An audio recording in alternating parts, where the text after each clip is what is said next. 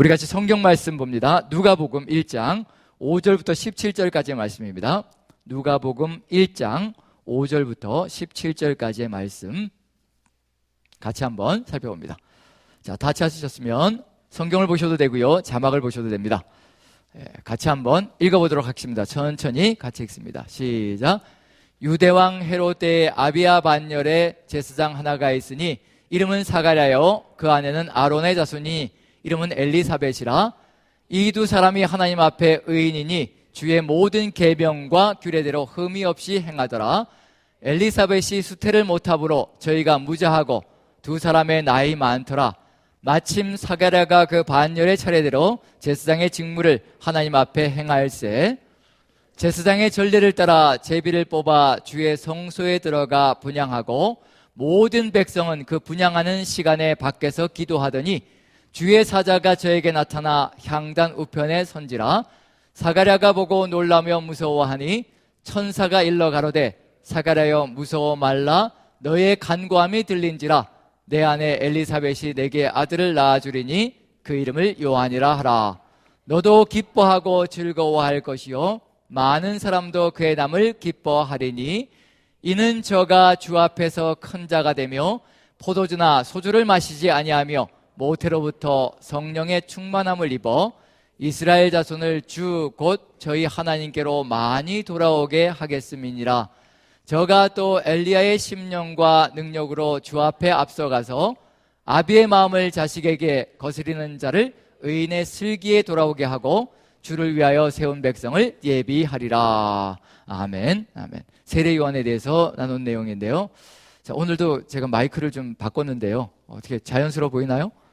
주일날 이렇게 하고 나와서 하루 종일 이제 말씀을 전하고 그랬더니 마이크를 손에 들고 하는 것보다 훨씬 자연스러워 보인다고 얘기들이 들리기 시작해서요.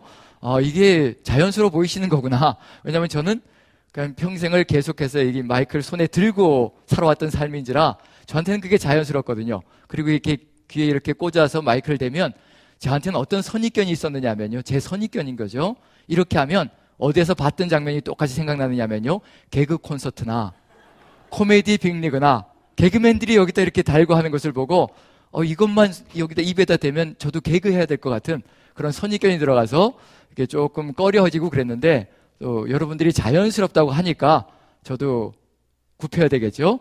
제 선입견을 버리고 이제 자연스러운 쪽으로 가는 것이 더 좋지 않을까, 그게 십자가를 지는 삶이 아닐까라는 생각을 해봅니다. 어쨌든 제 마음을 버리고 이제 가는 길로 가면서요, 오히려 이게 자연스럽다면 저도 해보니까 이제 편해진다는 느낌이 듭니다. 양손이 자유로우니까 훨씬 좋네요. 어쨌든 편안하게 말씀을 좀 나눴으면 좋겠습니다. 오늘 나누는 내용도 세례 요한에 대한 이야기, 이제 나시린에 대한 이야기를 마무리를 지어야 할 때입니다. 그래서 여러분들에게 부탁드리고 싶은 것은요, 이제 길게 하는 건 오늘까지일 겁니다. 오늘까지. 오늘만 참아주시면 됩니다. 네. 오늘까지 길게 하고요. 그 다음에 다음 주부터는 저도 이제 이침시까지 끝났는데 뭐 더 이상 길어지게 하겠어요? 이제 절반으로 뚝 잘라가지고 주일 설교도 절반으로, 그리고 수요 예배도 절반으로 잘라서 여러분들의 취향에 맞추어서, 저도 이제 맞춰줘야 되잖아요. 맞춰서 같이 살아가야 되니까 그렇게 좀 취향에 맞추어서 같이, 그렇지만 짧지만 하나님께서 우리에게 주시는 은혜를 따라서 깊이 있게 제게도 은혜를 주시리라 믿고요. 물론 짧다고 의미가 없으면 안 되겠죠. 짧은 만큼 하나님께서 더 깊은 의미를 주시고 더 깊은 영감을 주시리라 믿고 그렇게 이제 기대를 하면서 걸어갑니다. 어찌되었든 오늘은 나시린에 대해서 마감을 지어야 되니까 조금 더 길게 가더라도, 길다고 해서 뭐 그렇게 아주 사정없이 가지는 않을 겁니다. 편안하게 생각하시고 같이 나갔으면 좋겠습니다. 어쨌든 세례 요한에 대해서 마무리를 짓는데요, 뭐부터 얘기를 먼저 해야 될 것 같으냐면, 세례 요한의 이야기는 세례 요한에서부터 시작되는 것이 아니라 이미 구약시대 나시린의 이야기가 시작된 그때부터 시작해서요, 세례 요한까지 연결되어지는 이야기입니다. 나시린의 이야기는 절대로 따로 떨어져 있는 이야기들이 아니거든요. 그래서 연결지어서 가야지 이해될 수 있는 이야기인데, 이게 연결이 안 되면요, 어떤 이단이 만들어지냐면 신천지 같은 이단이 만들어집니다. 제가 신천지 얘기를 먼저 하면서 이제 소두를 꺼내가려고 하는데, 신천지에서는 세례 요한을 단도직입적으로 다짜고짜 뭐라고 몰아가느냐면요, 배교자다, 배도자다, 배신한 사람이다, 하나님의 뜻을 어긴 사람이다 라고 단언하고 이제 세례 요한에 대해서 이제 폄하를 하기 시작합니다. 그런 내용들이 여러분들 유튜브를 보시면 나와 있거든요. 신천지에서 세례 요한에서 얘기하는 거. 왜 세례 요한이 배도자냐? 이제 이 사람들이 가고자 하는 목적이 있습니다. 뭔가 목적을 딱 정해 놓으니까 세례 요한은 배도자가 되어야 하는 겁니다. 자기들의 원리가 있고 논리가 있거든요. 그걸 세우려고 하다 보면 한 사람을 매도할 수밖에 없는 상황이 펼쳐집니다. 자, 세례 요한이 배도자인 이유는 뭐냐면요, 가장 중요한 구절로 이 구절을 듭니다. 신천지에서는요. 자, 마태복음 9장 15절 한번 보죠. 마태복음 9장 14절입니다. 14절을 같이 한번 읽어보죠. 같이 시작. 그때 요한의 제자들이 예수께 나와 가로되 우리와 바리새인들은 금식하는데 어찌하여 당신의 제자들은 금식하지 아니하나이까? 이 구절을 가장 중요하게 들어가지고 신천지에서는 뭐라고 얘기하느냐면요, 이것 봐라, 바로 세례 요한과 그 제자들이 바리새인과 한통속이 되지 않았느냐. 우리와 바리새인들은 이라고 되어 있는 거 보니까 우리, 즉 세례 요한과 그 제자들, 그 다음에 바리새인들이 한통속이 되어 있지 않느냐.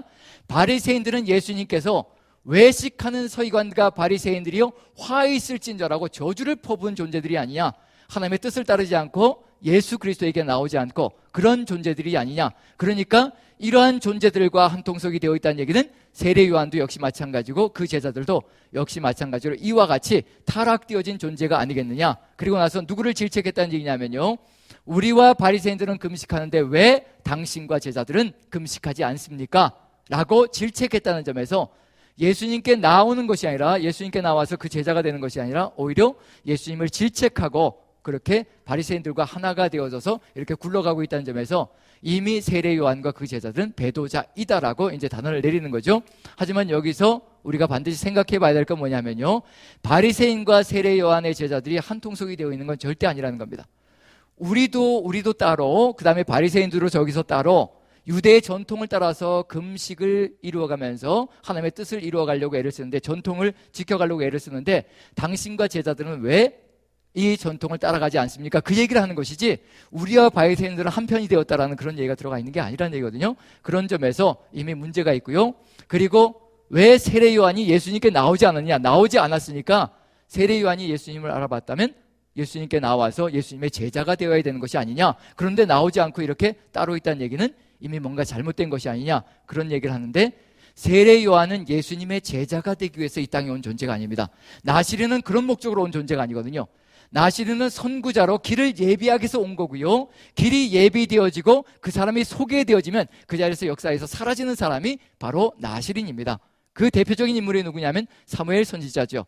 나시린 사무엘은요, 다윗에게 기름 부어서 다윗을 세워놓은 다음에 다윗의 제자가 되는 것이 아니라요, 다윗의 신하가 되는 것이 아니라요, 이제 다윗을 세워놓았기 때문에, 선구자가 되었기 때문에 해야 될 사명을 다 마쳤습니다.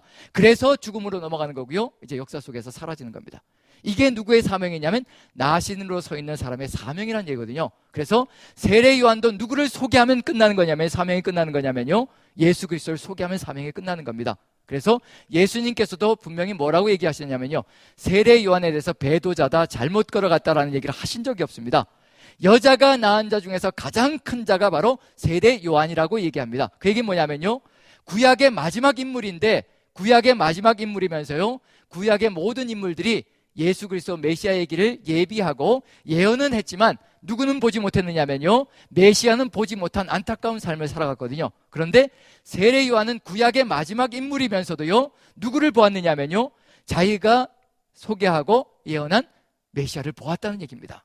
그래서 구약의 모든 인물들 중에서 가장 큰 자가 세례 요한입니다. 그런데 천국에서는 가장 작은 자다라고 얘기할 때 이제 누구보다는 작다는 얘기냐면요, 그리스도인들, 예수 그리스도를 구주로 영접한 그리스도인들보다는 훨씬 작다라는 것을 얘기하고 있는 중입니다. 계급 질서를 얘기하는 것이 아니라요, 바로 구원의 역량에 있어서 그 정도밖에 안 되는 것이 바로 세례 요한이라는 것을 얘기하는 겁니다. 그렇다고 해서 세례 요한을 폄하하신 적은 없습니다. 세례 요한이 나신으로서 와서 제 역할을 감당했다는 것만큼은 분명하기 때문에요. 그런 점에서 신천지에서 얘기하는 이것은 뭔가 잘못되어졌고요, 무엇을 주장하기 위해서 이런 논리를 펴는 것이냐면요, 예수님께서도 분명히 배도자라고 하지 않았는데 자신들이 배도자로 몰아가는 것은요, 바로 이런 논리를 세우려고 그러는 겁니다.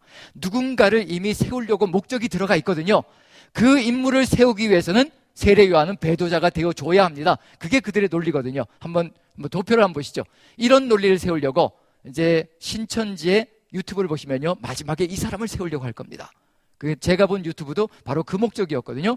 그래서 한번 보시면요, 어떤 구성이 이루어지냐면요, 세례 요한이 누구에게 오지 않았던 건가요? 약속된 목자인, 하나님께서 보내신 약속된 목자인 예수님께 오지 않았다는 겁니다. 그래서 배교자라고 얘기합니다.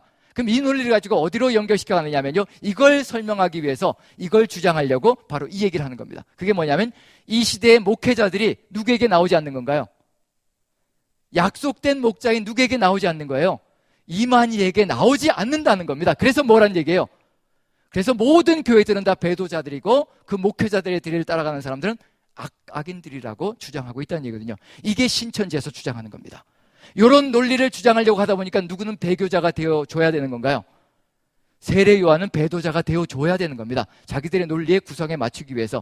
이런 점에서 신천지의 논리를 따라가다 보면요, 처음에는 그런 듯해 보이지만 그 안에 허점이 들어가 있고, 결국 마지막 순간에는 누군가 자신들의 교주를 세우려고 하는 그런 의도가 들어가 있습니다. 이런 잘못된 논리에 빠져들지 않기 위해서 우리는 나시린의 이야기를 구약부터 쭉 진열해 왔거든요. 나시린이 어떤 사명을 가지고 있고, 그 사명을 완수했을 때는 어떤 역사로 사라져야 될 것인가, 그런 것까지도 이미 구약 성경 속에서 천천히 살펴봤습니다. 그런데 이제 새로운 나시린이 한 명 탄생되어졌습니다. 그 사람이 누구냐면 세례 요한이 되는 거죠. 그리고 나시린이 탄생되어질 때 공통적인 특징이 있습니다. 자, 어머니들이 어떤 특징이 있나요? 삼손이 태어날 때, 그 다음에 나시린 사무엘이 태어날 때, 그 다음에 나시린 세례 요한이 태어날 때, 특히 평생이 나시린으로 서원되어진 사람이 태어날 때 어머니들의 특징이 있습니다. 어떤 특징이 있나요? 예, 아이를 낳지 못하는 불임이었습니다. 공통적인 특징이죠. 왜냐하면 하나님께서 누구의 태를 부여잡고 계시다는 얘기예요? 그 여인들의 태를 부여잡고 뭐가 이루어질 때까지 기다리시는 거냐면요, 서원이 이루어질 때까지 기다리고 계시는 중입니다. 하나님께서 직접 서원을 얘기하시든지 아니면 그 입에서 서원이 쏟아질 때까지 기다리고 계시는 겁니다. 그래서 누가 탄생되느냐면요, 그 시대를 바꿔나가고 잘못되어진 역사를 이끌어 나갈 주인공인 나시린이 탄생되어지는 겁니다. 그런데 중요한 건 그 나시린 자신들이 주인공이 아니라 그 나신들이 세워나갈 사람들이 주인공이라는 것은 분명하다는 얘기입니다. 이제 역사가 다시 또 새로운 분기점에 들어오는데요, 지금 이제 나시린 세례 요한이 탄생되어지는데 어느 시절과 흡사하냐면요, 바로 세례 요한이 탄생될 때가 나시린 사무엘이 탄생될 때와 너무도 역사적으로 공통적인 내용들이 많이 들어가 있습니다. 성경을 읽다 보면 공통적인 내용이 많이 유비관계로 들어가 있거든요. 그런 내용을 보면 여기서 뭔가 하나님께서 또 새 역사를 일으키시는구나, 똑같은 역사를 또 일으키시려고 이러시는구나 한번 느껴볼 수가 있는데, 사무엘이 태어날 때 한나의 기도가 있었고요, 거기에 사무엘의 성장에 대한 이야기가 들어가 있습니다. 그 다음에 예수님이 탄생할 때 마리아의 찬가가 있고요, 거기에 또 예수님의 성장에 대한 내용이 들어가 있습니다. 한번 비교를 해볼게요. 사무엘서와 누가복음을 비교해 보는 겁니다. 그러면 이제 어떤 공통점이 있는지 느껴볼 수 있지 않을까. 자, 누가복음 1장, 사무엘상 2장과 누가복음 1장을 한번 비교해 보죠. 먼저 한나의 기도를 한번 비교해 봅니다. 기도를 읽으시면서요, 어떤 특징이 있는지, 어떤 내용인지 한번 살펴보는 겁니다. 성경을 읽을 때는 그런 내용을 좀 중점적으로 봐야 되거든요. 자, 한번 읽어보죠. 1절부터 8절까지 같이 읽습니다. 시작. 한나가 기도하여 가로되 용사의 활은 꺾이고 넘어진 자는 힘으로 띠를 띠도다. 유족하던 자들은 양식을 위하여 품을 팔고 줄이던 자들은 다시 줄이지 않도다. 전에 잉태치 못하던 자는 7을 낳았고 많은 자녀를 둔 자는 쇠약하도다. 가난한 자를 진토에서 일으키시며 빈핍한 자를 거름더미에서 드사 귀족들과 함께 앉게 하시며 영광의 위를 차지하게 하시는도다. 자, 중요 내용이 어떤 내용인가요? 자, 같이 읽었죠? 예, 같이 읽었죠? 저만 읽은 게 아니라 같이 읽었습니다. 이제 그렇죠? 같이 읽었는데 내용이 어떤 내용이 중점을 이루고 있나요? 높이 교만했던 자, 오만했던 자들은 어디로 내려가고요? 바닥으로 내려가고, 그 다음에 낮아져서 겸손하게 살았던 사람들은 어디로 가고요? 높이 올라가고. 이게 역전된 세상이 이루어진다는 겁니다. 누구를 통해서 이런 세상이 이루어질 것이라는 것을 기대하고 있느냐면요, 이제 나시린 사무엘이 기름 부어 세운 다윗을 통해서, 왕을 통해서 바로 이러한 나라가 이스라엘 땅에 세워져야 될 것이라, 그런 기대를 가지고 있는 겁니다. 오만하고 교만한 자들은 바닥에 떨어지는 거고 추락하는 것이고, 겸손하게 자기를 낮추며 살아가는 사람들은 하나님께서 높이실 것이고, 역전된 세상을 기대하고 있는 겁니다. 우리에게도 역시 마찬가지고요. 하나님께서는 늘 오만한 자들을 내려앉히시고 그 다음에 겸손한 자를 세우셔서 하나님의 나라를 아름답게 이끌어 나가는 것, 그게 역사라는 얘기거든요. 자, 그런 기대를 가지고 있습니다. 역전된 세상, 올바른 세상, 정의와 공의가 바르게 실현되는 세상, 그런 세상을 기대하고 있었고요. 그 다음에 누가복음 1장을 보죠. 예수님께서 탄생하실 그 시점에 마리아의 찬가가 있습니다. 마리아의 기도와 찬가인데요. 한번 읽어보죠. 같이 읽습니다. 시작.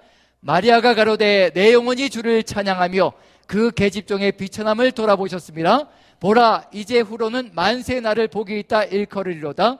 그의 팔로 힘을 보이사 마음의 생각이 교만한 자를 흩으셨고 권세 있는 자를 그 위에서 내리치셨으며 비천한 자를 높이셨고 줄이는 자를 좋은 곳으로 배불리셨으며 부자를 공수로 보내셨도다. 자, 이 내용만 읽어봐도 어떤 내용인가요? 어디에 있는 내용과 같은 내용인가요? 단어만 조금 바뀌어졌지 내용의 본질적인 내용은 다 어디와 똑같으냐면요, 한나의 기도나 마리아의 찬가나 내용이 똑같습니다. 본질적인 의미는 똑같다는 겁니다. 어떤 시대를 기대하고 있다는 얘기냐면요, 오만하고 교만하게 세상을 자기 마음대로 주무르고 있는 자들은 떨어질 것이고 겸손하게 낮아져서 비천하게 살아가는 사람들은 하나님께서 높이실 것이고, 이런 세상을 하나님께서 일으켜 가실 것이라. 누구를 통해서냐면요, 바로 예수 그리스도를 통해서 이런 나라를, 이런 세상을 이루어 갈 것이라. 그게 바로 우리 속에도 들어가 있는 거거든요. 어느 누구든지 높아지겠다고 결심하는 자 추락할 것이고요, 십자가를 지고 낮아지는 삶을 살아가는 자 하나님께서 가장 높은 곳으로 올려가실 것이라. 그 얘기를 하고 있는 중입니다. 그런 나라가 이루어질 것이라는 걸 지금 얘기하고 있는 중입니다. 그런 기대를 가지고 가고 있는 중이고요. 이게 바로 한나의 기도와 마리아의 찬가의 공통점이고요. 그 다음에 성장의 이야기, 사무엘의 성장과 예수님의 성장을 한번 비교해 보죠. 자, 한번 비교해 봅니다. 다음 도표를 넘겨주시면요, 사무엘상 2장 26절 한번 봅니다. 같이 한번 읽어보죠. 시작. 아이 사무엘이 점점 자라매 여호와와 사람들에게 은총을 더욱 받더라. 이 내용이 들어가 있었고요. 그 다음에 예수님께서 자라가실 때 누가복음 2장 52절 같이 읽어봅니다. 시작. 예수는 그 지혜와 그 키가 자라가며 하나님과 사람에게 더 사랑스러워 가시더다. 다른 내용인가요? 같은 내용인가요? 같은 내용이죠. 그럼 지금 어느 시절이 반복된다는 의미가 들어가 있는 건가요? 어느 시절이요? 사무엘 선지자 그 시절이 지금 어디에서 다시 회복된다는 의미가 들어가 있는 건가요? 이제 세례 요한의 시절에 예수 그리스도를 통해서 다시 한번 새롭게 연결되어질 것이라는 것을 분명히 보여주고 있는 중입니다. 그런데 똑같은 역사를 이야기하는 건 절대 아닙니다. 왜냐하면 같은 것을 반복하는 것이 아니라는 얘기거든요. 이때 즉 사무엘서에는 누구를 기름 붓는 이야기가 나오느냐면요, 다윗 왕을 기름 붓는 이야기가 나올 것이고요, 그 다음에 여기 누가복음에는 누구에게 세례 주는 이야기가 나올 것이냐면요, 예수 그리스도께 세례를 주는 이야기가 나올 것입니다. 나실인 사무엘이 다윗에게 기름을 붓고요, 나실인 세례 요한이 예수 그리스도께 세례를 주실 겁니다. 자, 그렇다면 이건 어떤 의미를 가지고 있는 걸까요?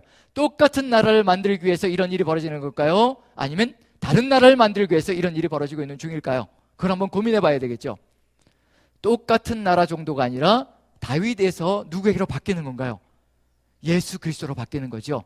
다윗에서 하나님 나라가 시작되어졌다면, 하나님 나라의 왕국이, 하나님 나라의 나라가 시작되어졌다면요, 왕조가 시작되어졌다면요, 이제 예수 그리스도를 통해서 어떤 세상이 만들어질 것이냐면요, 이제 완전한 나라, 하나님 나라 천국이 이루어질 것이라는 얘기입니다. 결국은 다윗으로부터 시작되어진 그 나라가 예수 그리스도를 통해서 완성되어지는 역사가 펼쳐질 것이라는 거, 그 시작이 이제 여기에서 완성의 길로 간다는 것을 보여주고 있는 것이 바로 이러한 구조 속에 들어가 있는 내용들입니다. 그러면 이제 세례 요한의 이야기는 남다르게 읽어야 될 게 뭐냐면요, 하나님 나라의 완성을 향해서 가고 있는 길이기 때문에 소중하다는 얘기입니다. 우리에게도 그런 소중함이 들어가 있다는 것, 즉 나실인 세례 요한이 그 역사를 감당했다면요, 지금 이 시대의 나실인으로서 우리가 감당해야 될 역사도 바로 그와 같다는 것을 분명히 인식해야 될 필요가 있을 겁니다. 자, 그러면 이제 그 비교를 통해서 한번 세례 요한의 이야기로 넘어가는데요, 자, 세례 요한, 나실인이 탄생되어질 때, 나실인이 역사를 감당할 때 세상은 어땠던가요? 혼란스러웠던가요? 아니면 살롬, 평화가 가득 들어차고 하나님의 은혜가 가득 들어찬 세상이었던가요? 이렇게 꼭 단답형으로 질문을 드려야 될까요? 예, 대답을 위해서, 지쳐 있으신 건 너무나 잘 알지만 단답형일지라도 대답을 해주시면, 자, 세상이 혼란스러웠나요? 아니면 평화롭고 그 다음에 정의와 공의로 가득 들어찬 세상이었던가요? 그렇죠. 감사합니다. 이렇게 잘 대답하실 수 있는데 왜 이렇게 침묵을 지키시면서 가시는지. 혼란스러웠던 시절이요. 이유가 뭘까요? 혼란스러웠던 이유가 뭘까요? 혼란스러웠던 이유. 이건 너무 어려운 질문이 돼버렸나요? 갑자기 논술형이 돼버린 건가요? 혼란스러웠던 이유. 지도자가 없습니다. 누가 지도자가 돼줘야 되는 거예요? 예, 그렇죠. 나시린이 지도자가 되는데 나시린이 없었다. 그래서 탄생됐으니까 이제 시작합시다. 그럼 나시린이 탄생되기 전에 지도자가 누가 돼야 될까요? 하나님의 말씀을 가지고 살아가는 제사장들이 지도자가 되어야 돼요. 제대로 된 사명을 감당했다면 세상이 혼란 가운데 거하지 않을 것이거든요. 자, 나시린 사무엘이 탄생되질 때 하나님의 말씀이 희귀하여 이상이 흔히 보이지 않았다라고 얘기하고 있습니다. 누가 타락했기 때문인가요? 제사장들이 타락해서 제 역할을 못해주니까 하나님의 말씀이 사라져버리는 시대가 되어졌습니다. 그와 같은 현상이 누가 태어날 때도 있었다는 얘기냐면요, 세례 요한이 태어날 때도 그와 같은 현상이 있었습니다. 몇 년 동안의 신구약 중간사가 있었던가요? 몇 년 동안인가요? 400년 동안의 신구약 중간기가 있었습니다. 신구약 중간기라는 얘기는 무슨 얘기냐면요, 하나님의 말씀이 사라진 시절이고 더 이상의 선지자도, 말라기 이후에 어떤 선지자도 나타나지 않았던 시절이 바로 그 400년 동안의 침묵기라고 얘기합니다. 그 침묵기 동안 하나님의 말씀이 나타나지 않은 안타까운 역사가 펼쳐지고 있었던 중이거든요. 그런데 무슨 이유 때문에 이런 일이 벌어졌을까? 제사장들이 도대체 어떤 삶을 살아가고 있는 중일까? 성전에서 하나님의 말씀을 전달하는 삶을 살아가는 것이 아니라 성전을 강도의 소굴로 만들어가는 것이 그 당시의 제사장들의 삶의 모습이었거든요. 그러니 어찌 말씀이 살아서 움직일 수 있겠냐는 얘기예요. 말씀이 다 희석되어져서 사람들이 살아갈 삶의 길조차 없던 상황이 바로 그와 같은 삶의 정황이었습니다. 그게 어디에도 드러나냐면요, 누가복음 3장을 보시면 세례 요한이 태어날 당시에 이런 상황이었습니다. 한번 읽어보죠. 누가복음 3장. 자, 1절만 먼저 읽어봅니다. 1절 같이 읽습니다. 시작.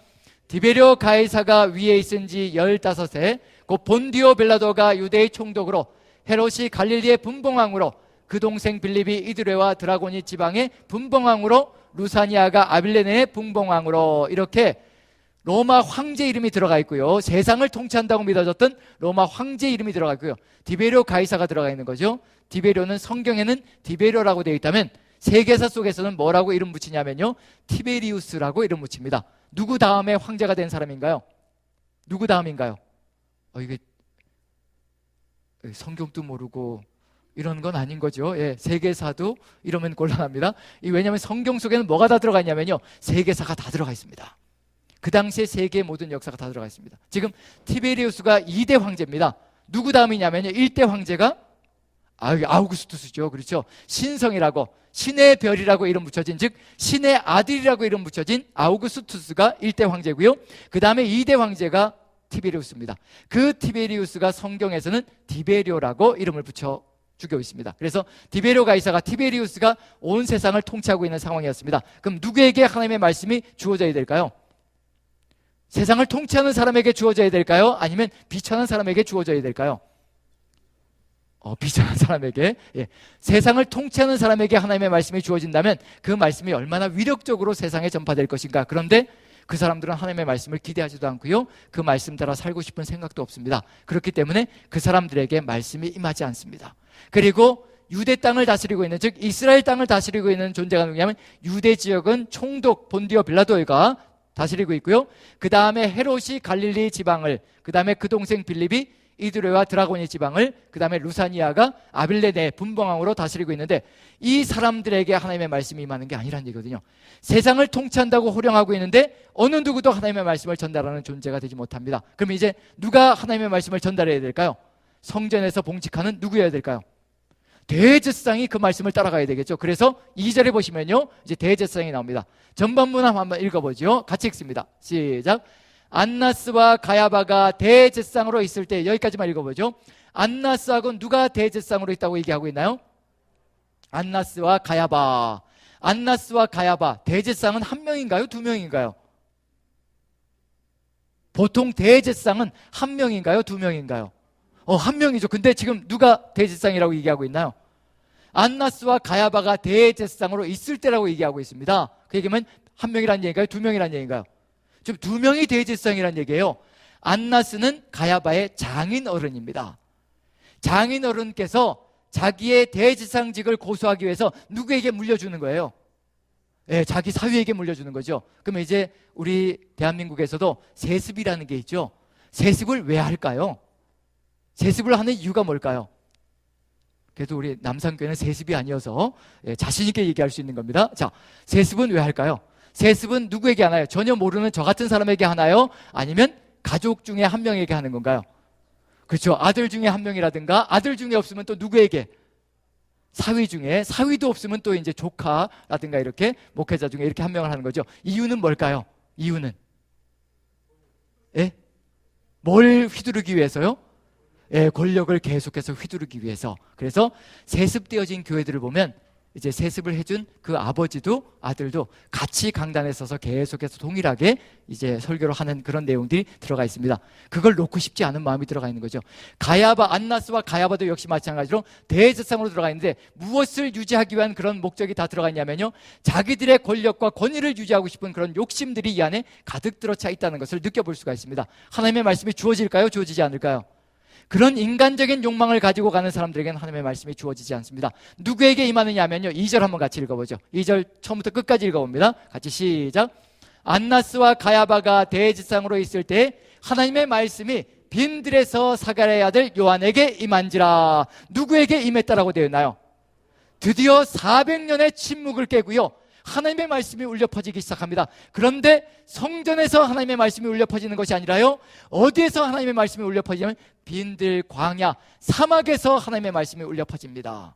왜 이런 일이 벌어지고 있는 중일까? 누구만이 지금 하나님의 말씀을 들을 준비가 되어 있다는 얘기인가요? 세례 요한만이 광야에서 하나님의 말씀을 들을 준비가 되어 있다는 것을 분명히 느껴볼 수가 있다는 얘기입니다. 우리의 삶 속에서 역시 마찬가지라는 겁니다. 상황이 필요 없습니다. 우리의 상황 자체가요, 광야 같은 처절한 삶이든지 아니면 어떤 안타까운 절망 가운데 거하고 있든지 상관이 없습니다. 우리가 하나님의 뜻을 받들어 걸어가는 그 삶 속에서는요, 하나님의 말씀이 울려 퍼지게 되어 있습니다. 우리를 통해서 나가게 되어 있다는 겁니다. 아무리 화려하게 치장되어진 성전일지라도요, 아무리 화려하게 웅장하게 지어진 건물일지라도요, 교회가 아무리 웅장할지라도 상관이 없습니다. 거기에 하나님의 뜻을 받들어가는 사람이 서 있지 않다면요, 그곳은 하나님의 말씀을 전달하는 장소가 아니란 얘기입니다. 아무리 초라해도 상관없습니다. 아무것도 없는 빈들이라도 상관없습니다. 아무것도 없는 사막이라도 관계가 없다는 겁니다. 거기에 하나님의 사람이 서 있으면요, 그곳은 하나님의 말씀이 울려 퍼지는 장소가 된다는 겁니다. 지금 무엇이 중요하다는 얘기냐면요, 겉으로 치장되어진 것이 중요한 것이 아니라 우리가 어떻게 준비되어져 있느냐에 따라서 우리를 통하여 하나님의 말씀이 쏟아져 나갈 것이냐 아니냐가 결정되어진다는 겁니다. 그러니 삶을 비관할 필요가 없다는 겁니다. 오직 하나님의 뜻을 따라서 걸어간다면 우리도 무엇은 통로가 될 수 있다는 얘기냐면요, 하나님의 말씀이 통과하는 통로가 될 수 있다는 겁니다. 바로 세례 요한이 광야에서 그 허름한 옷을 입고 그 다음에 석청과 그 다음에 메뚜기를 먹으면서 살아가는 그런 삶을 살아갈지라도 그에게 뭐가 임했다는 얘기냐면요, 하나님의 말씀이 임했다는 건 우리에게도 주고자 하는 의미가 상당히 크다는 겁니다. 우리도 바로 그와 같이 준비되어진 사람으로 하나님의 말씀이 통과되는 통로가 되어야 될 것이라는 거, 이게 바로 세례 요한의 시작입니다. 그리고 나서요, 3절을 같이 한번 읽어보죠. 같이 시작. 요한이 요단강 부근 각처에 와서 죄사함을 얻게 하는 회개의 세례를 전파하니. 어떤 세례를 전파했다고 얘기하고 있나요? 회개의 세례를 전파했다라고 분명하게 얘기하고 있습니다. 회개의 세례. 자, 그럼 이제 분명한 건 뭐냐면요, 요한은 무엇을 이루기 위해서 이 땅에 온 존재인지 분명히 드러나기 시작합니다. 백성들에게 무엇을 선포하기 위해서 왔다는 얘기인가요? 회개하는 삶을 이루기 위해서 이 땅에 왔다는 겁니다. 회개가 이루어져야 무슨 일이 벌어진다는 얘기냐면요, 예수 그리스도께서 오셨을 때 그 회개한 삶을 통해서 누구를 알아볼 수 있다는 얘기인가요? 예수 그리스도가 누구인지 알아볼 수 있고요, 그 뒤를 따라갈 수 있다는 겁니다. 그러면 이제 분명한 건 뭐가 되어야 되냐면요, 세례 요한이 회개에 대해서 분명하게 얘기할 겁니다. 회개가 무엇인지 분명하게 알려줘야 되거든요. 회개하는 삶이 어떤 삶인지 분명하게 모른다면요, 늘 추상적으로 살아갈 수가 있습니다. 자, 그럼 여러분들에게 묻습니다. 회개는 뭘까요? 회개는 무엇일까요? 추상적으로 얘기하시면 또 질문 들어갑니다. 자, 회개는 무엇일까요? 회개. 네, 그렇죠? 죄에서 돌이키는 것, 저기 다 나와 있죠? 죄사함을 얻게 하는 회개를 전파한다. 회개, 죄에서 돌이키는 것. 자, 그럼 이제 어떤 질문이 나갈 수밖에 없느냐면요, 그렇죠, 돌이키는 건 뭘까요? 돌이키는 건 뭘까요? 죄에서 돌이키는, 저 사람한테는 대답했다가는 계속 계속 내가 공경을 당할 수밖에 없겠다, 해코지를 당하겠구나. 그래서 침묵하시면 안 되고요. 자, 돌이키는 건 뭘까요? 돌이키는 거. 예, 그게요? 관계에서 멀어졌다 가까워지는 것, 점점 더 저로부터 멀어지는 것 같습니다. 죄송합니다. 저한테서 멀어지는 것. 자, 구체적으로 이제 돌이키는 것이 무엇인지, 회개가 무엇인지 세례 요한을 통해서 한번 살펴보죠. 구체적으로 알아야 우리도 구체적으로 회개를 할 수가 있거든요. 그래야 누구의 길을 예비하는 거냐면요, 예수 그리스도께서 오실 길을 예비하는 겁니다. 자, 누가복음 7절, 3장 7절부터 한번 봅니다. 7절부터 7절, 8절 같이 한번 읽어보죠. 같이 시작. 요한이 세례받으러 나오는 무리에게 이르되 독사의 자식들아, 누가 너희를 가르쳐 장차올 진노를 피하라 하더냐. 그러므로 회개에 합당한 열매를 맺고 속으로 아브라함이 우리 조상이라 말하지 말라. 내가 너에게 이르노니 하나님이 능히 이 돌들로도 아브라함의 자손이 되게 하시리라. 회개에 합당한 열매가 맺어지는 회개가 있다는 겁니다. 회개가 돌이키는 것이고 잘못된 것을 바꾸는 것인데, 열매가 없다면 아무 의미가 없다는 얘기거든요. 지금 세례 요한이 끊임없이 이렇게 회개를 선포하는 이유는 뭐냐면요, 구절 때문에 그렇습니다. 이걸 눈에 보고 있는 중이거든요. 그러니 절박할 수밖에 없습니다. 구절을 같이 한번 읽어보죠. 같이 시작.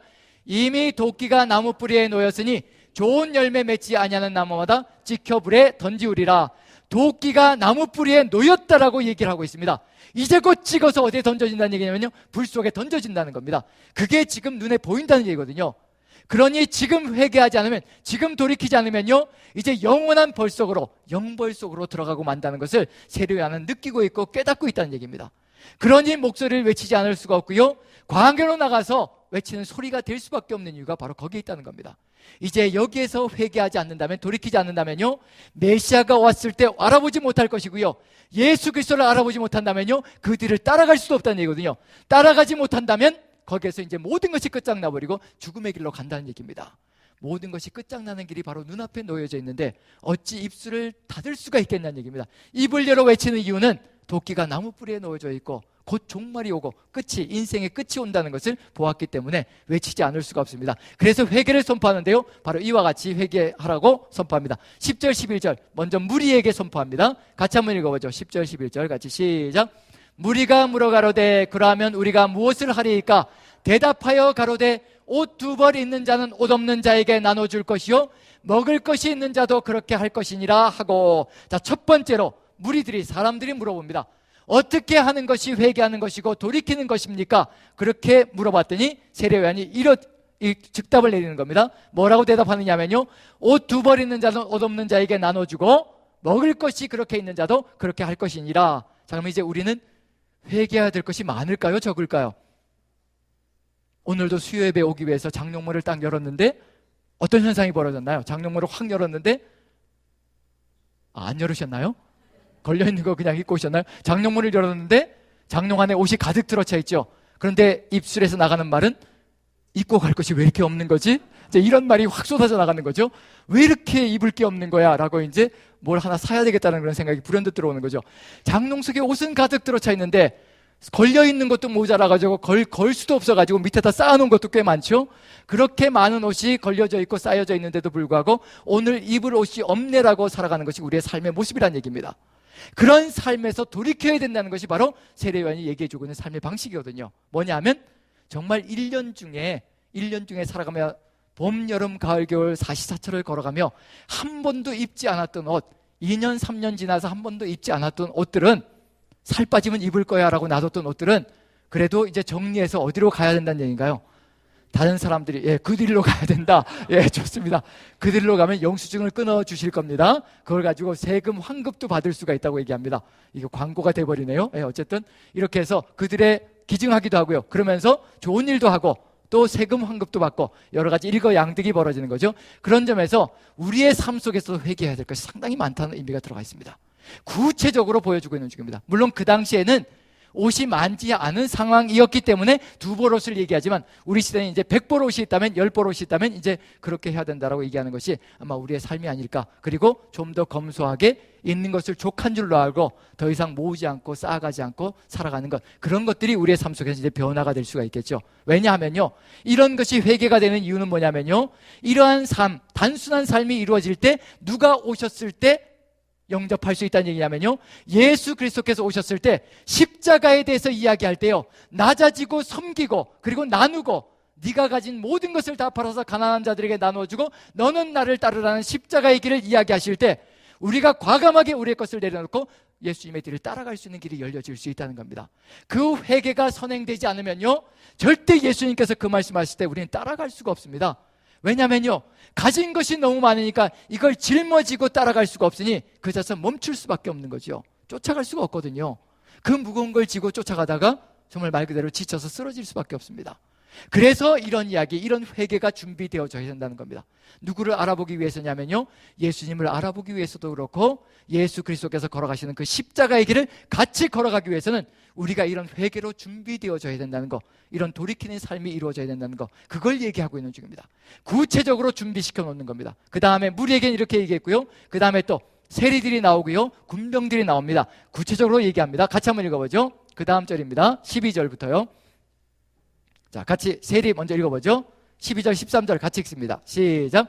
세리들도 세례를 받고자 하여 와서 가로되 선생이여 우리는 무엇을 하리이까 하매 가로되 정한 세 외에는 늑증치 말라 하고 정해진 것 외에는 욕심을 부리지 말라.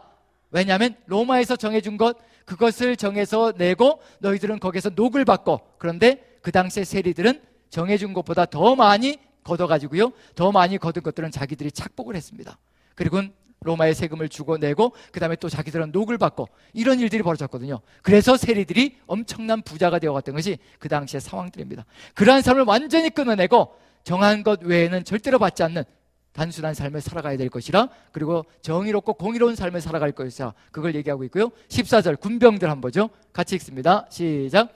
군병들도 물어가로되 우리는 무엇을 하리이까 하매 가로되 사람에게 강포하지 말며 무소하지 말며 받는 요를 족한 줄로 알아 하니라. 강포하지 말고, 무기를 들고 있다고 해서 강포해서는 안 될 것이고요, 무소하지 말고 죄 없는 사람들을 죄 없이 고발하지 말고, 그 다음에 또 받는 요, 받는 월급을 그냥 족한 줄로 알고 그걸 가지고 살아가는 삶을 살아가라. 단순하고 그 다음에 정의롭고 공의로운 삶을 이루어가야 된다는 것을 얘기하고 있는 중입니다. 우리에게도 주고자 하는 말들이 상당히 크다는 것을 분명히 인식해 볼 수 있을 겁니다. 우리도 무슨 삶을 살아가야 될 것이냐면 청빈하고 단순한 삶을 이루어가야 누구와 함께 걸어갈 수 있다는 얘기냐면요, 예수 그리스도와 함께 걸어가는 회개의 삶을 살아갈 수 있을 것이라는 거. 세례 요한이 이러한 삶을 준비시켜 나갑니다. 그런데 사람들이 누구에게로 몰려오기 시작할까요? 누구에게로 몰려오기 시작할까요? 세례 요한에게로 사람들이 몰려오기 시작합니다. 한번 살펴보죠. 15절부터 한번 봅니다. 15절 보시면, 자, 15절 같이 한번 읽어보죠. 같이 시작. 백성들이 바라고 기다림으로 모든 사람들이 요한을 혹 그리스도인가 심중에 의논하니, 이렇게 세례 요한이 하나님의 말씀을 선포하며 하나님의 뜻을 받들어서 걸어가자 수많은 무리들이 몰려오기 시작합니다. 예루살렘 성전으로 가는 것이 아니라 세례 요한 그 광야로 몰려오기 시작합니다. 자, 그러면 이제 세례 요한의 인기가 어떻게 될까요? 인기가 하늘 높은 줄 모르고 치솟기 시작하겠죠. 그럼 그런 상황이 벌어지면 오만할 수도 있고 교만할 수도 있다는 얘기입니다. 지금 심지어는 사람들의 입술에서 어떤 말이 오가기 시작하냐면요, 저 사람이 바로 메시아가 아니냐, 저 사람이 바로 그리스도가 아니냐 라는 이야기가 오가기 시작합니다. 우리 같으면 어깨가 으쓱 올라가는 그런 일이 벌어질 수 있는 거죠. 만약에 목회자들이 목회를 열심히 하면서 말씀을 전하면서 살아가는데 성도님들이 떠받들기 시작하고 그런 일이 벌어지기 시작하면, 사람들이 몰려오기 시작하고요, 떠받들기 시작하면 어떤 역사가 펼쳐지기 시작할까요? 삶이 교만해지고 오만해질 수 있는 그런 삶이 펼쳐질 수 있겠죠. 그러다 보면 이제 무너져 내리는 겁니다. 지금 여기에서 위기 상황이 뭐냐면요, 만약에 세례 요한이 자기의 직분을 망각하고 여기에서 자신이 바로 그리스도인 것처럼 메시아인 것처럼 착각하고 살아간다면 나신으로서의 사명 자체가 다 무너져 내릴 겁니다. 만약에 여기에서 그렇게 살아간다면요, 신천지에서 얘기하는 배도자라고 얘기할 수밖에 없을 겁니다. 하지만 세례 요한이 어떻게 살아가고 있느냐 한번 살펴보면요, 세례 요한이 이렇게 살아가고 있는 중입니다. 16절 17절 한번 보시죠. 자, 같이 한번 읽어봅니다. 16, 17절 같이 읽습니다. 시작. 요한이 모든 사람에게 대답하여 가로되 나는 물론 너희에게 세례를 주거니와 나보다 능력이 많으신 이가 오시다니 나는 그 신들매를 풀기도 감당치 못하겠노라. 그는 성령과 불로 너희에게 세례를 주실 것이요 손에 키를 들고 자기의 타작마당을 정하게 하사 알곡은 모아 곡간에 들이고 쭉저기는 꺼지지 않는 불에 태우시리라. 누구만을 소개하는 삶을 살아가고 있는 중인가요?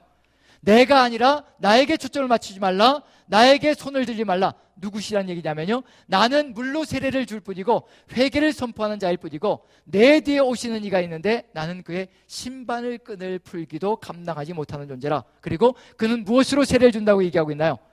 그는 성령과 불로 세례를 주실 뿐이라 나는 그에게 비교할 바가 못 된다. 이게 바로 누구의 사명이냐면요, 바로 나신으로 탄생되어진 사람의 사명이라는 겁니다. 오직 나신으로 탄생된 사람은요, 자기가 소개해야 될 사람만 소개하면 모든 것이 끝나는 겁니다. 그 소개가 끝나면 세상에서 사라지는 겁니다. 그래서 예수 그리스도를 소개하면서 끊임없이 얘기하는 건 뭐냐면요, 나는 메시아가 아니라 나는 광야에서 외치는 소리일 뿐이라, 단지 외치는 소리일 뿐이라. 이 소리가 누구를 소개하는 것이냐면 바로 메시아를 소개하는 것이라. 그리고 예수 그리스도를 바라보며 그는 흥하여야겠고 나는 쇠하여야 하리라. 이게 바로 나신의 사명이라는 얘기입니다. 그래서 자신이 죽어가는 것도 아무 상관치 않는 것이 바로 나신의 사명 속에 분명히 들어가 있다는 거. 자, 여기서 분명한 건 뭐냐면요, 세례 요한과 예수님의 차이점이라는 겁니다.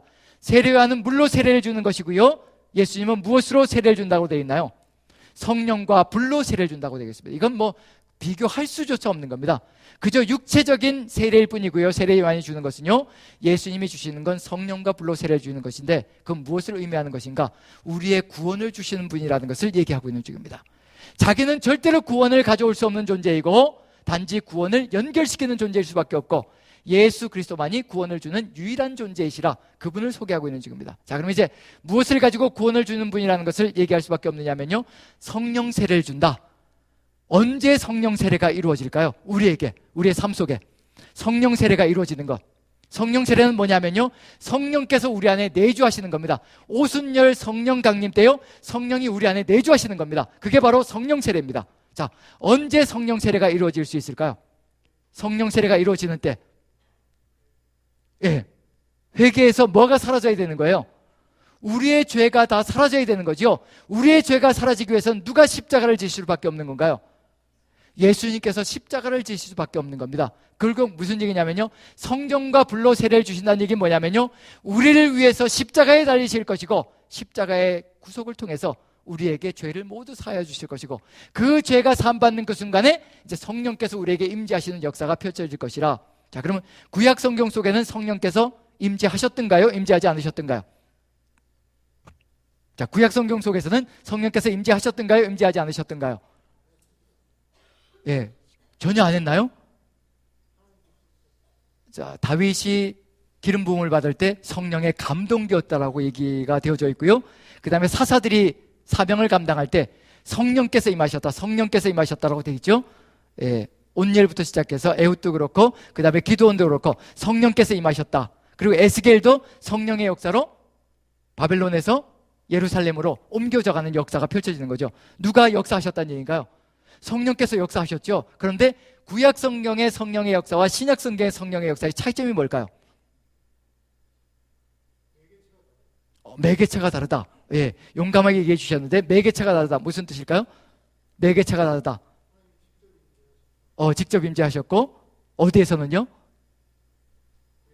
구약에서는 하나님이 직접 임재하셨고, 신약 성경은 예수님을 통해서 성령님이, 하나님을 통해서 성령님이 오셨고 예수님을 통해서 성령님이 오셨고, 그럼 하나님이 예수님보다 못하다는 결론이 나는 희한한, 방법이 다르다. 방법이 다르다는 건 맞는 것 같습니다. 방법이 다르다. 자, 구약시대 때 임재는 뭐냐? 위로부터 임하시는 겁니다. 위로부터 임하는 겁니다. 그래서 위에 성령께서 임하셨다. 어디로 들어오지 못하시다는 얘기는 우리의 삶에, 우리의 몸에 내주하실 수 있는 분이 절대로 되실 수 없다는 겁니다. 왜냐하면요, 인간의 죄 때문에 우리와 함께 동행하시며 우리의 삶 속에 내주하실 수 없는 분이 바로 구약시대 때 성령의 역사였습니다. 위에 잠시 임하시는 겁니다. 그리고 사역이 끝나고 사명이 끝나면요, 성령께서는 떠나십니다. 에스겔에게 성령이 임하셨다가 성령께서 떠나시는 거죠. 사명이 끝나면 떠나시는 겁니다. 그런데 신약시대의 성령의 임재는 뭐냐면요, 우리의 죄가 다 사해졌기 때문에 성령께서 우리와 영원히 함께 하시는 역사가 펼쳐지는 겁니다. 그럼 누구보다도 더한 역사가 펼쳐질 것이냐면요, 구약시대 때는 이와 같은 경험을 해본 사람이 없습니다.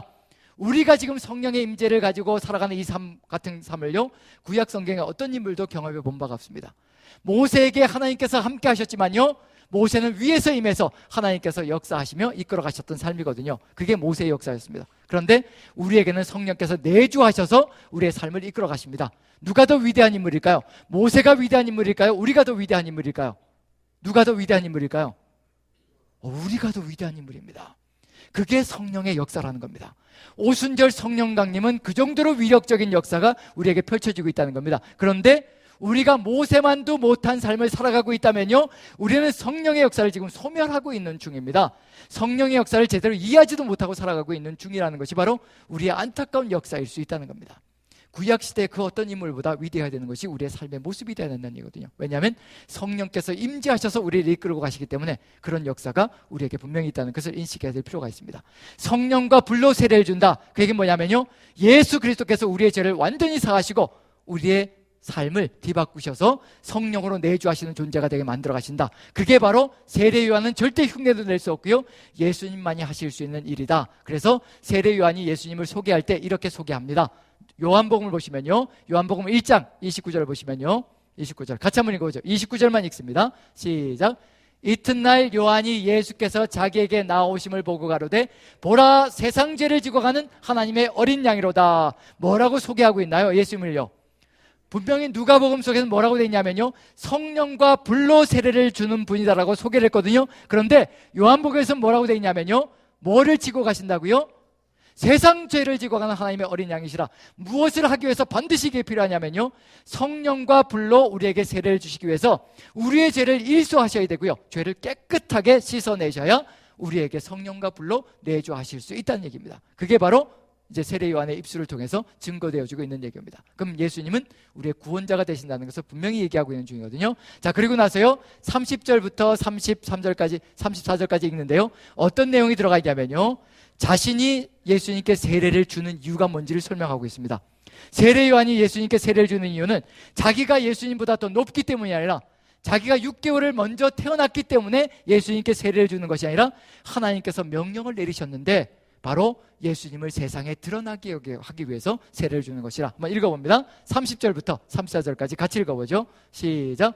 내가 전에 말하기를 내 뒤에 오는 사람이 있는데 나보다 앞선 것은 그가 나보다 먼저 계심이라 한 것이 이 사람을 가리킴이라. 나도 그를 알지 못하였으나 내가 와서 물로 세례를 주는 것은 그를 이스라엘에게 나타내려 함이라 하니라. 요한이 또 증거하여 가로되 내가 보매 성령이 비둘기같이 하늘로서 내려와서 그 위에 머물렀더라. 나도 그를 알지 못하였으나 나를 보내어 물로 세례를 주라 하신 그이가 나에게 말씀하시되 성령이 내려서 누구 위에든지 머무는 것을 보거든 그가 곧 성령으로 세례를 주는 이인 줄 알라 하셨기에 내가 보고 그가 하나님의 아들이심을 증거하였노라 하니라. 세례 요한도 분명히 고백하는 게 뭐냐면요, 내가 어떤 분이 메시아가 될 것인지 나는 절대로 알 수가 없다. 하지만 하나님께서 나에게 명령을 내리시길 세례를 줄 때 그 세례를 주는 어떤 사람이 받는 사람에게 성령께서 머리 위에 내려서 임하는 것을 보거든 바로 그분이 바로 불과 성령으로 성령과 불로 세례를 주실 분이라는 것을 깨닫고 알라라고 말씀해 주셨기 때문에 세례를 주는 것이라. 그래서 세례 요한이 예수님께 세례를 주는 이유는 누구를 드러내기 위한 것이냐면요, 예수님이 어떤 분인가를 세상 속에 드러내기 위해서 세례를 주는 것이라는 것. 자, 이렇게 해서 예수님이 드러났습니다. 이제 세례 요한이 마지막으로 해야 될 게 한 가지가 있습니다. 누구를 알아봤다는 얘기인가요? 세례를 주었는데 성령이 비둘기같이 예수님의 위에 내려옵니다. 그럼 이분이 누구시라는 얘기인가요? 이분이 바로 성령과 불로 세례를 주시는 분이라는 얘기거든요. 그럼 알아봤습니다. 알아보면 이제 마지막으로 해야 될 일이 뭘까요? 마지막으로 해야 될 일, 나시를 넣어서 마지막으로 해야 될 것 뭘까요? 죽는다는 얘기는 하지 마시고요, 아직 한 가지가 더 이루어져야 됩니다. 이걸 한 다음에 이제 죽는 겁니다. 그게 바로 나시린 세례 요한의 사명이기 때문에요, 자기의 제자들을 누구에게 보내야 될까요? 이제 메시아를 알아봤으니까 자기 세례 요한에게 있는 제자들을 누구에게 보내야 되는 거죠? 예수님께로 보내야 되는 거지요. 그게 세례 요한이 해야 될 마지막 사명일 겁니다. 한번 읽어봅니다. 35절부터 한번 읽어보죠. 35절 36절 같이 읽습니다. 시작. 요한이 자기 제자 중 두 사람과 함께 섰다가 예수의 다니심을 보고 말하되 보라, 하나님의 어린 양이로다. 두 제자가 그의 말을 듣고 예수를 줬거늘 예수께서 돌이켜 그 줬는 것을 보시고 물어 가라사대 무엇을 구하느냐 가로되 랍비여 어디 계시오니까 하니 랍비는 번역하면 선생이라. 예수께서 가라사대 와보라. 그러므로 저희가 가서 계신 데를 보고 그날 함께 거하니 때가 제 10시쯤 되었더라. 요한의 말을 듣고 예수를 쫓는 두 사람 중에 하나는 시몬 베드로의 형제 안드레라. 그 다음에 안드레가 누구의 제자였던가요? 첫 번째는 누구의 제자였던가요?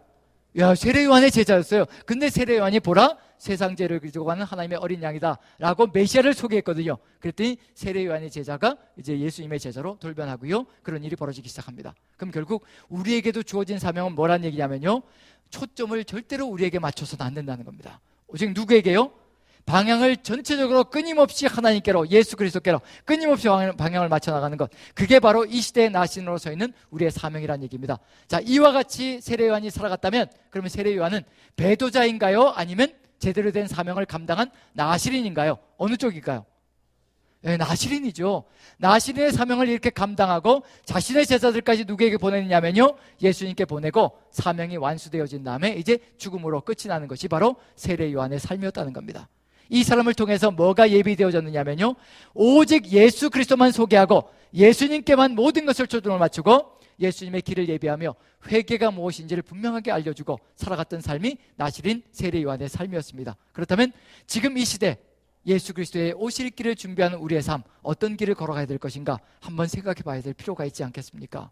지금 우리에게도 필요한 것이 있다면요, 세례 요한이 얘기했던 바로 이와 같은 회개하는 삶, 정말 메시아가 오셨을 때 그들을 따라갈 수 있는, 과감하게 따라갈 수 있는 그 결단이 일어날 수 있는 삶의 길이 필요할 것이고요, 그리고 모든 삶을 다하여서 오직 누구만 세워나가는 삶이냐면요, 예수 그리스도만 우리의 구세주로 세워나가며 오직 모든 방향을 예수님께로 향하게 만들어가는 것, 그게 누구의 사명이 되어야 될 것이냐면요, 우리의 사명이 되어야 될 것이라는 것. 그래서 여러분들 모두가 한마음이 되어서 오직 삶 전체를 통하여 예수님께로만 모든 초점을 맞추고 예수님만 구주로 세워나가시는 그런 삶이 되시기를 축원합니다.